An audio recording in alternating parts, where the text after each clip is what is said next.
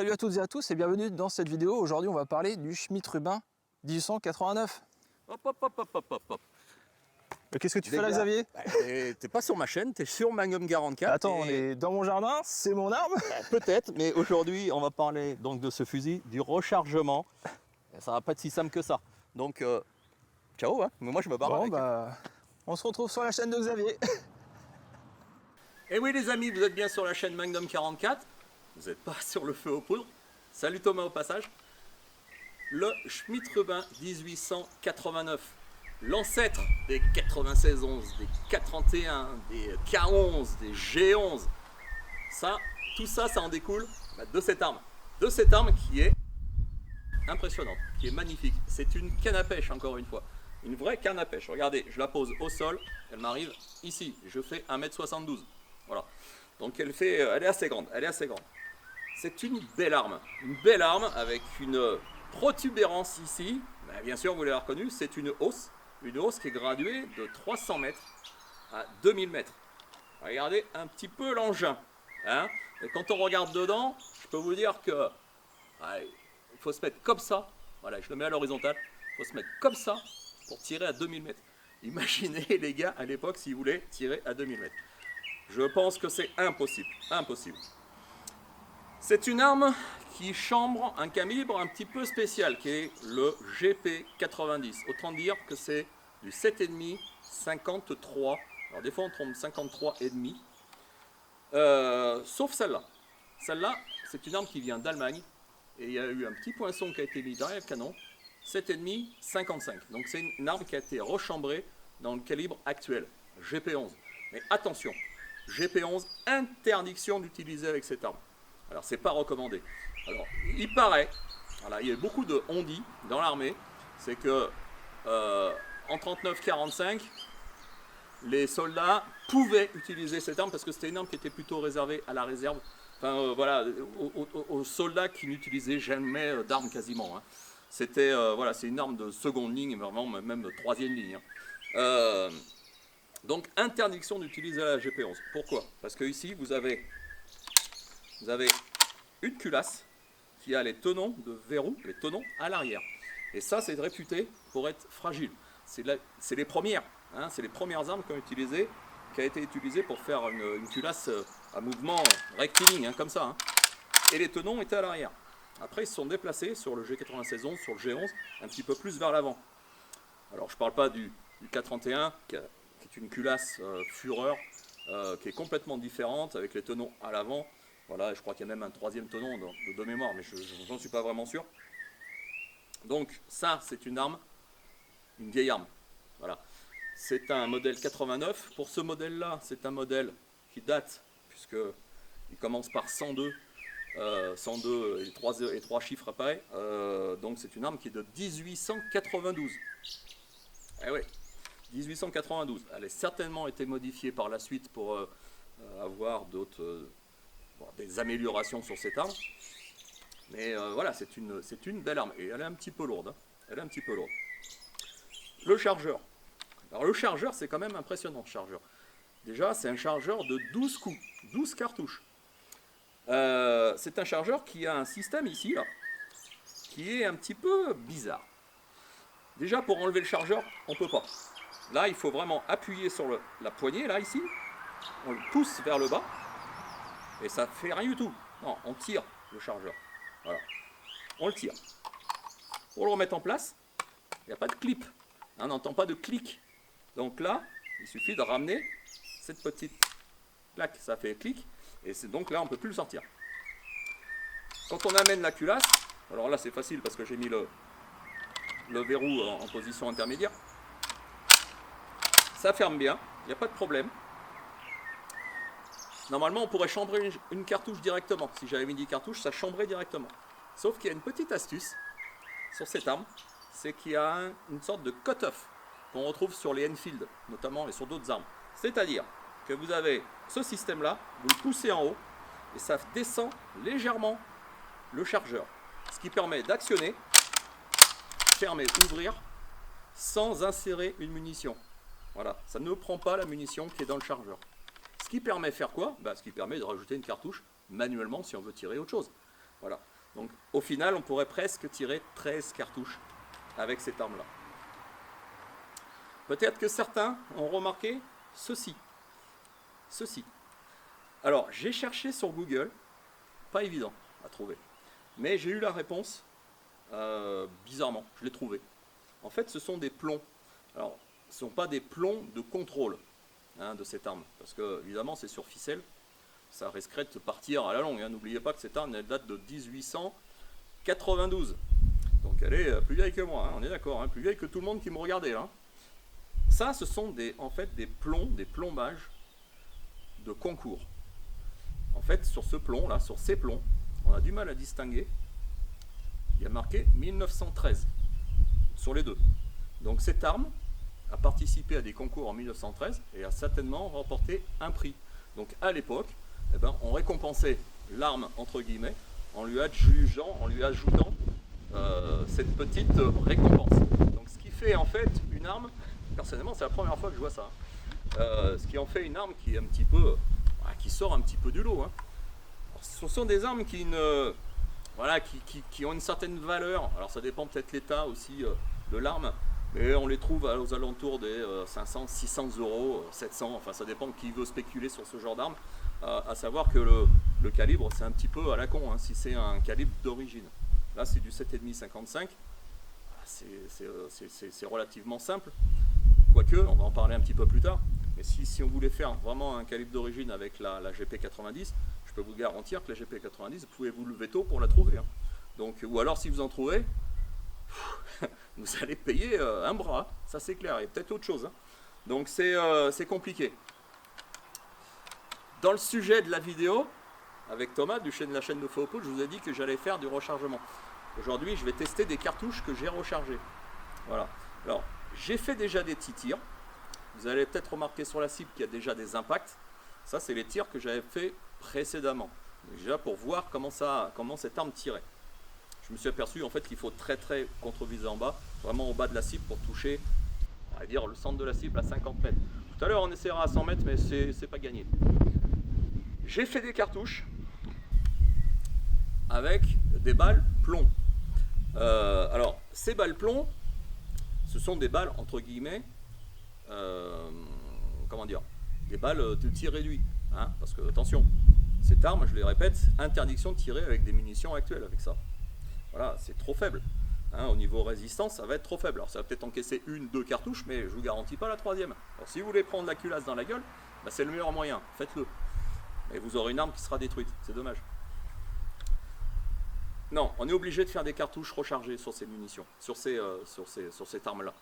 Alors c'est embêtant, mais si vous êtes assidu, si vous faites un petit peu de rechargement, ça devient intéressant. Voilà, donc si vous faites moi personnellement, j'ai fait des cartouches au plomb, j'en ai essayé d'autres, on verra tout à l'heure, et j'utilise la poudre A0. Voilà. On ne trouve pas de table, très peu, sur la GP90, sur le 7,5 53. Alors il y a Gerbrand, il y a une certaine période qui en faisait, j'ai pu en trouver, c'est pour ça que j'ai fait des cartouches avec donc de la A0 et de la Tubal 2000. On verra si ça fonctionne, avec des cartouches FMJ. On verra. Bon, je vais m'installer, je vais mettre cette arme sur, alors pas le chevalet, mais je vais le mettre sur un trépied, et puis je vais mettre la caméra là-bas à 50 mètres, et puis on regarde un petit peu ce que ça donne. Voilà.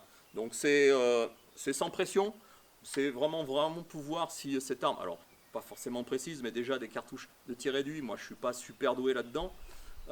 Faut pas oublier que les cartouches de tir réduit, donc c'est des cartouches plomb avec une capsule, avec le casse-chèque au cul, en cuivre ou en laiton, pour justement que la poudre ne grignote pas entre guillemets le plomb. Donc voilà, je m'installe, j'en ai fait une dizaine de cartouches, j'en ai 5 en FMJ, on verra ce que ça donne. C'est une belle arme. Est-ce que ça va être précis en cible? On va voir ce que ça donne tout de suite. Allez, à tout de suite. Bon allez, c'est parti. C'est parti. Alors les cartouches, ça ressemble à ça. C'est des cartouches plomb de chez Lee en 150 grains. Par contre avec le gaz chèque, ça fait beaucoup plus. Donc en fait la A0, quel que soit c'est un peu comme avec la poudre noire. Quel que soit le poids de la balle, ça change pas grand chose. Voilà, donc 150 grains, en gros ça fait 175 grains. Normalement la balle d'origine faisait à peu près 200 grains. Donc bon, on va voir ce que ça dit. Je les ai comparés à la première fois que je les ai faites. Je les ai un tout petit peu plus sertis. Parce que l'ogive avait tendance à se barrer. Voilà, il y avait un problème de sertissage. Pourquoi ? Parce qu'en fait j'avais voulu faire la cartouche d'origine, c'est-à-dire que j'avais pris une GP11, parce que là ce sont des GP11, hein. Donc c'est des cartouches Berdan, des douilles Berdan, pardon. J'avais réduit le collet. Mais en réduisant le collet, si on utilise les outils 7,5-55, eh ben on peut plus sertir, forcément. Donc c'est pas fait pour, comme dirait l'autre. Donc je suis revenu à une douille 7,5-55 de long, coupé à 55, 40, quelque chose comme ça. Donc là, clairement, on peut sertir. Allez, on essaye à 50 mètres. Je tire au ras de la cible en bas. Au blanc, du blanc, hein, au ras de la cible.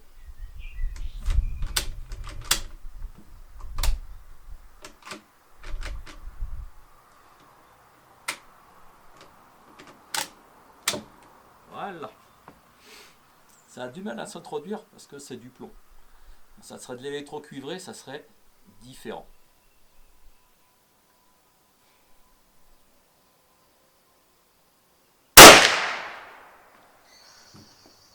C'est très souple, hein.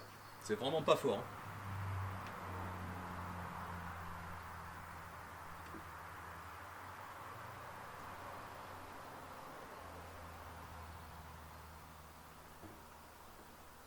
Alors j'ai du mal à voir.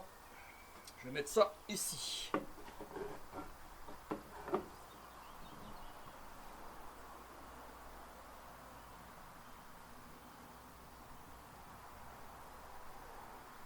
Eh, un 9. Pas mal du tout. Ouais, ça a du mal à s'introduire, donc je vais les mettre une par une, hein, ça sera peut-être plus simple.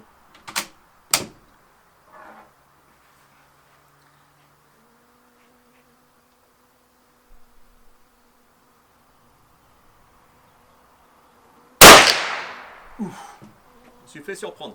La détente, elle est hyper sensible.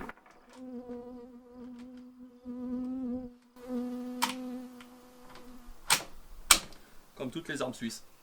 Ah, c'est vraiment une gage d'efficacité quand même, hein. Les Suisses, c'est le top, hein. Même sur des armes qui ont 150 ans, hein.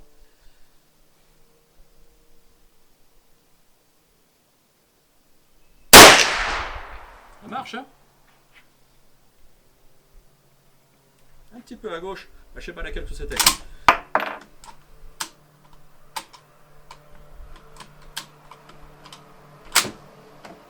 Voilà.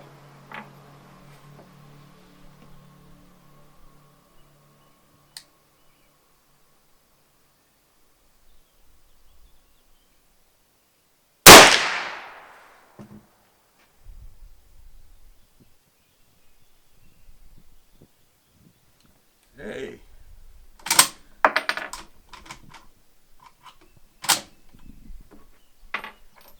C'est pas mal du tout, hein. Franchement, c'est pas mal du tout, hein.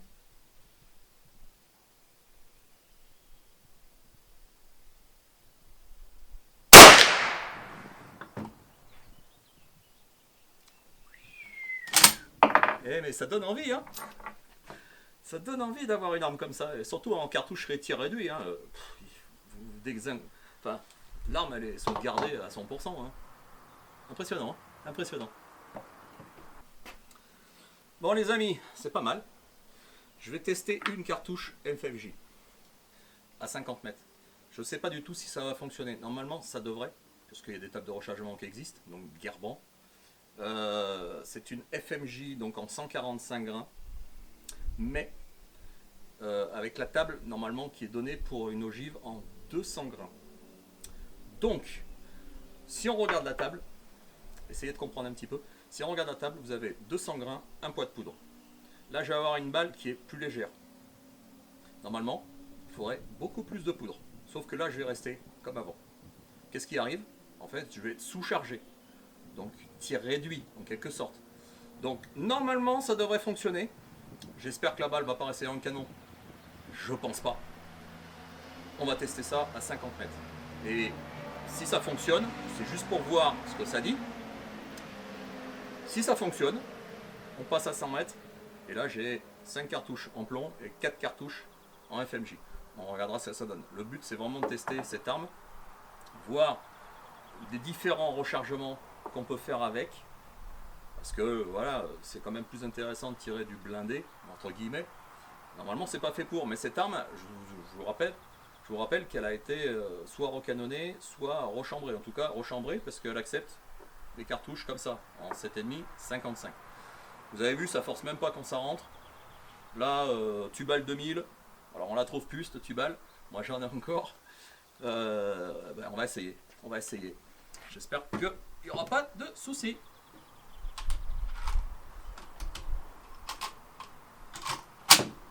Voilà. Donc j'ai mis les gommettes. Yes. Et je tire pareil en bas.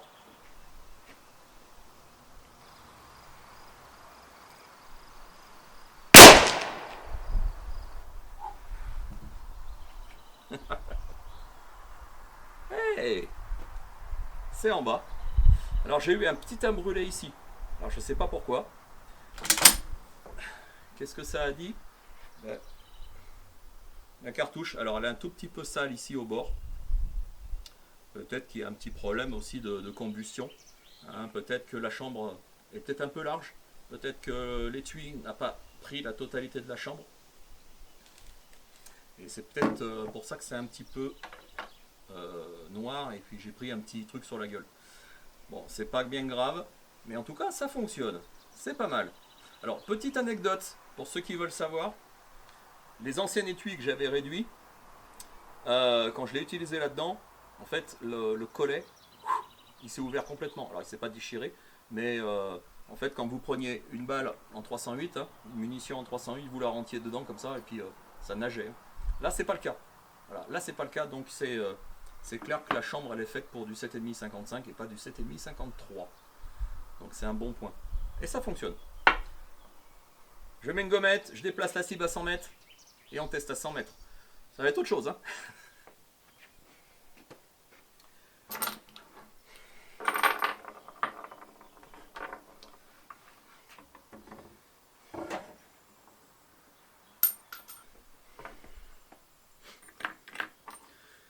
Bon, vous avez vu, c'est un petit peu prometteur quand même. Hein. C'est franchement sympa.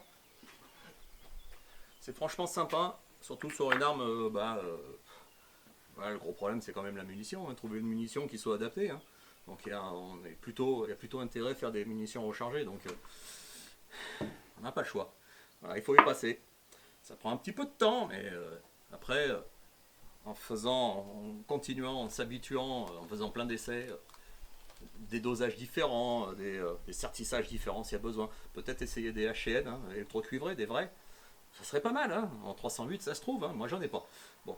Là, j'essaye avec Gashek. Et heureusement que je mets du Gashek. Voilà, heureusement. Allez, 100 mètres. Je vais viser. Où est-ce que je vais viser? Je vais viser pareil. Bas visuel de la cible. Un ras de la cible. En bas. Et puis on regarde ce que ça dit.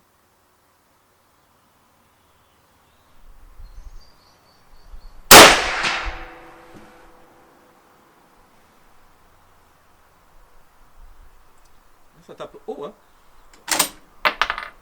Et ça, il va. Et les balles, les ogives sont pas en travers. Hein. Ah, c'est pas mal. C'est pas mal.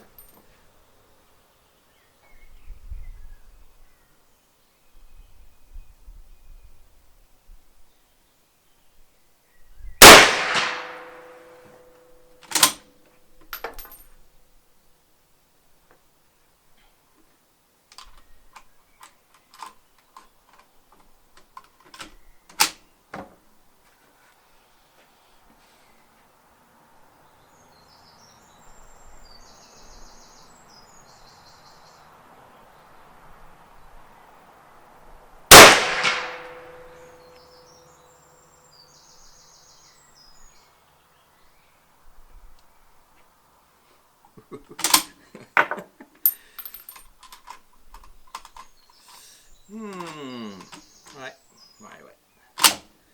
Ça donne presque envie d'en acheter un. C'est pas mal du tout. Catégorie D, les gars. D.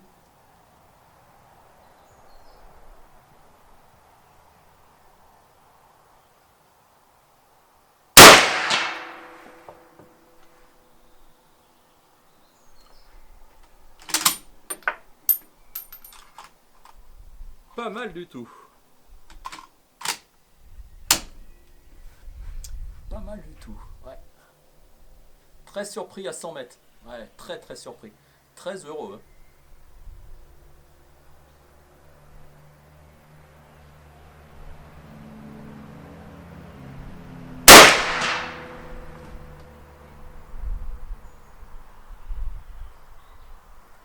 Hein. Franchement, là, je suis bluffé. Hein. Je le dis souvent que je suis bluffé. Mais là, clairement, waouh. Pas mal. Franchement, pas mal. Bon, les amis, on va continuer. Alors, j'ai pas remis les gommettes. Mais je vais tester donc ces munitions blindées. Donc, avec la Tubal 2000. Et on va voir ce que ça dit. Alors, je vais viser. Qu'est-ce que vous feriez à ma place? Je vais en tirer une déjà. Bas visuel, comme d'habitude, bas visuel de la cible. Enfin, pas visuel, bas de la cible. Et on regarde ce que ça donne. Parce que tout à l'heure, j'ai visé au bas de la cible. Et c'était un 10 cm plus haut. On va voir.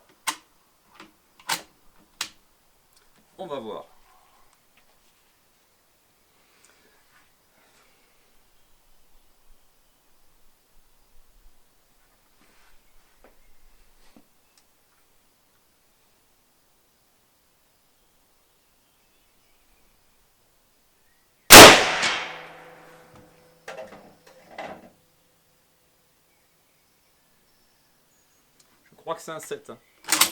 Il me semble. Ah, elles sont crades, hein, par contre. Hein.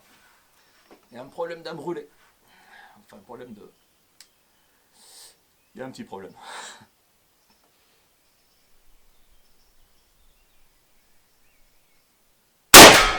Ah! Ouais. Vous avez vu, la balle arrive en travers.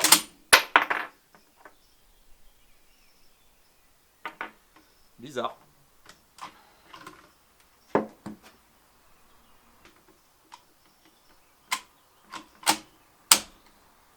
Alors, personnellement, je pense qu'elle mériterait d'être un tout petit peu plus dosée. C'est absolument pas violent. Hein. Absolument pas violent. Rien à voir avec la GP11. Hein. Donc, vous avez vu, la balle, elle arrive en travers, là. Je vais en tester une autre. S'il y a un problème, je la tire pas à la dernière.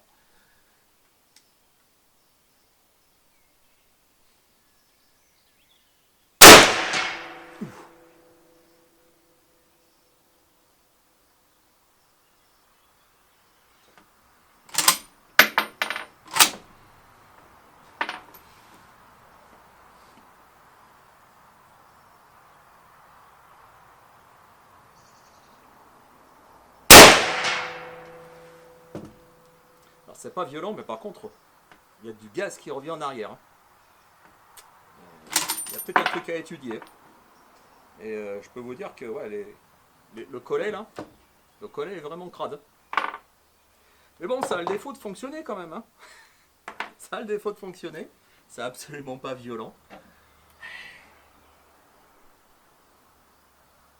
Voilà, donc vous avez vu les résultats. Moi je le verrai à la vidéo quand je me ferai le montage. Mais c'est pas mal pour une arme de... Je vais marquer quel âge elle a réellement.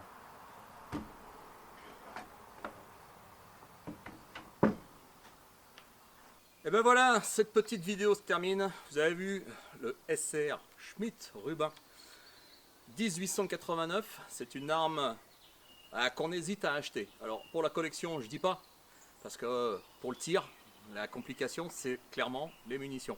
Mais vous avez vu, au stand. Ici, j'en ai fait quelques-unes, j'ai fait 2 modèles différents. On peut en faire d'autres, hein, bien sûr. Des modèles calpinés, si on veut la faire comme d'origine. Moi, j'ai pas envie de m'amuser à faire ça. Mais il y a moyen de faire des munitions pour cette arme qui est en catégorie D, donc vente uniquement, enfin, à partir de 18 ans, mais pas que. Juste une licence, ça suffit. Et encore, je dis pas, parce que normalement, c'est une arme de collection, donc plus de 18 ans, n'importe qui peut en acheter. Par contre, s'en servir, c'est différent. Voilà, vaut mieux être dans un stand de tir encadré, voilà, en toute sécurité. Belle arme. Merci le faux poudre de me l'avoir prêté. Intéressant comme arme, intéressant. Ça donne vraiment envie de peut-être franchir le cap et moi aussi d'en acheter une. Et de vraiment profiter de ces armes suisses qui sont, voilà, je le dis à chaque fois, ce sont des merveilles. Voilà. Ciao, à bientôt.